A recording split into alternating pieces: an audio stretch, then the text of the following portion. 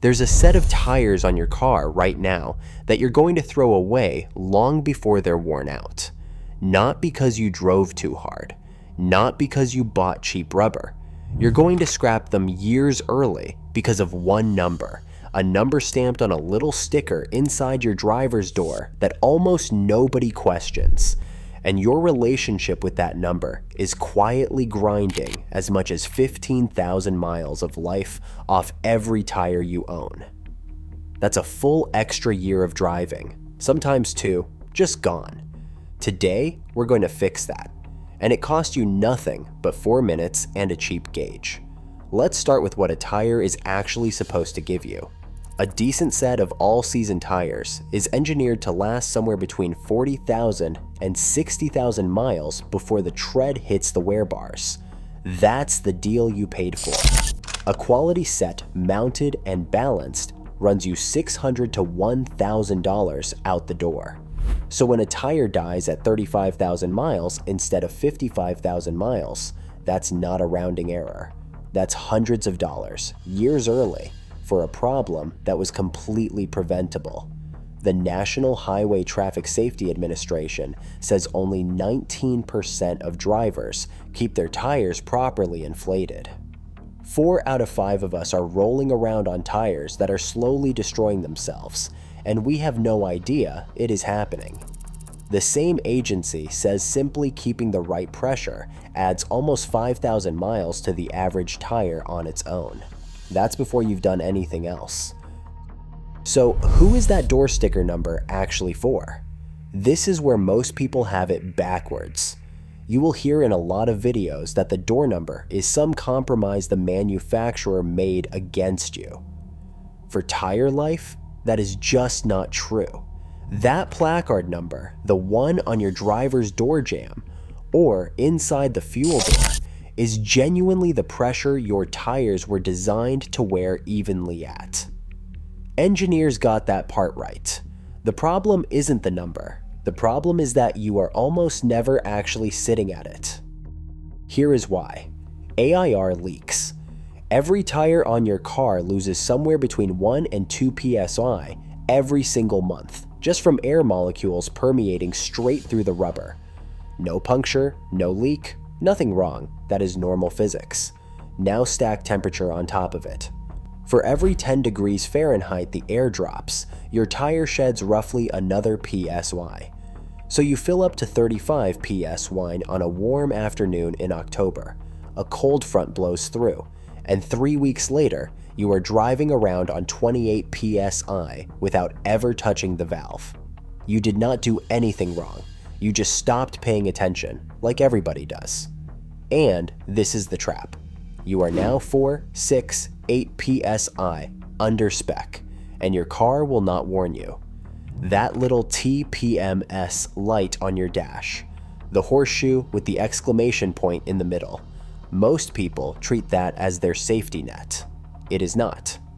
By federal rule, that light is only required to come on when a tire is 25% or more below the recommended pressure. 25%. On a 35 psi tire, that light stays dark until you are all the way down under 26 psi. By the time it finally glows, your tires have already been cooking for weeks. The TPMS is not an early warning. It is a last warning. And if this is already changing how you look at that little gauge, do me a favor and tap subscribe right now. It is free, and it tells me to keep making these. Alright, back to it. So, what's actually happening to a tire that's running low? 2 things, and both of them are killers. The first is shape. Look at an underinflated tire head on, and you can see it. The tread bows up in the middle, and the 2 outer edges, the shoulders, get pressed down hard into the pavement. Now those shoulders are carrying weight. They were never meant to carry alone, and they wear down fast while the center of the tread still looks brand new. Mechanics call it edge wear, or shoulder wear, and it's the single most common wear pattern on the road, because underinflation is the single most common mistake. You've effectively thrown away the outer thirds of a tire that still had a perfectly good middle. The second killer is heat, and heat is the real enemy of a tire. When a tire is soft, the sidewall flexes farther with every single rotation, and that's happening thousands of times a mile. All that flexing builds heat inside the rubber casing, and heat is what breaks a tire down at the molecular level.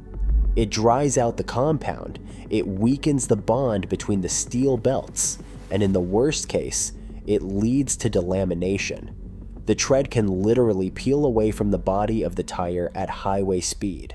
That's a blowout. But long before it ever gets that violent, that same heat is just steadily aging your rubber every mile. The figures on this are blunt. A chronically underinflated tire ages around 32% faster than a properly inflated one. Take 32% off a 55,000-mile tire, and you can see exactly where your 15,000 miles went. It got burned off as heat on the highway, one soft mile at a time. Now, before anybody in the comments says fine, I'll just pump them all the way up. Stop. Don't do that either. There is a number molded right into the sidewall of your tire that reads something like maximum pressure, 51 psi. That is not a target. That is the structural ceiling. Inflate to that, and you swing straight into the opposite failure. The tire balloons in the middle, so only that narrow center strip touches the road. And now, your center tread wears out while the shoulders stay fresh. Center wear. Same waist, opposite pattern. Both ends of this scale kill your tire early. The sweet spot is not high, and it is not low. It is the door number, held steady. That's the entire game. So here's the actual trick, and it's almost insultingly simple. Get yourself a real digital tire gauge, not the little pencil one rattling around your glove box. A proper digital one, $10 or $15. Check your pressure cold, meaning before you've driven anywhere, first thing in the morning, because driving heats the air inside and hands you a false high reading. Set every tire to the number on your door jamb sticker exactly. Then do it once a month, every month, and nudge it back up when the temperature drops for the season. That's it. That's the 15,000 mile secret. It's not a product, and it's not some magic PSI. It's hitting the right number and refusing to drift off of it. And two habits multiply the whole thing. First, rotation. Your front tires wear faster than your rears, because up front, they are handling the steering, and, on most cars, the power too. Rotate them every 5,000 to 7,000 miles. It is easy to do at the same time as an oil change, and this spreads that wear evenly across all 4 tires, instead of cooking the front pair. Second, alignment. Get it checked once a year, or anytime the car pulls to one side, or the steering wheel sits a little crooked. A misaligned car will shave one edge clean off a brand new tire in a few thousand miles, no matter how perfect your pressure is. Pressure, rotation, alignment. Those 3 together are what turn a 35,000 mile result back into the 55,000 you actually paid for. Let's put real numbers on it. Say you drive the American average, somewhere around 13,000 to 15,000 miles a year. If your habits are killing tires at 35,000 miles, you're buying a fresh set roughly every 2.5 years. Fix your pressure, add the rotation and the alignment, push that same tire out to 55,000, and now you're buying tires every 4 years instead.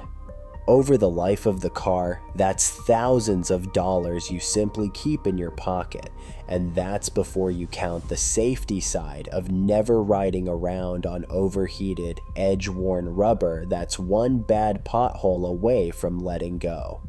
So here's your homework, and it takes one trip to the driveway.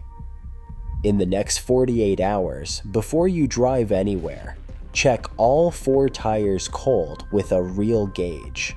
Write the numbers down, then compare them to your door jamb sticker. I'd put money on at least one of them being low and you having no clue. Fill them all to spec. Set a reminder to do it again in a month, and you've just started winning back miles you were throwing straight in the trash. The sticker on your door was never lying to you. You just weren't living up to it. Now you are. If this made you rethink that little gauge in your glove box, send it to somebody who's always griping about the price of tires. Like the video, subscribe if you want more straight talk car content, and drop your before and after pressures down in the comments. I read everyone. See you in the next one.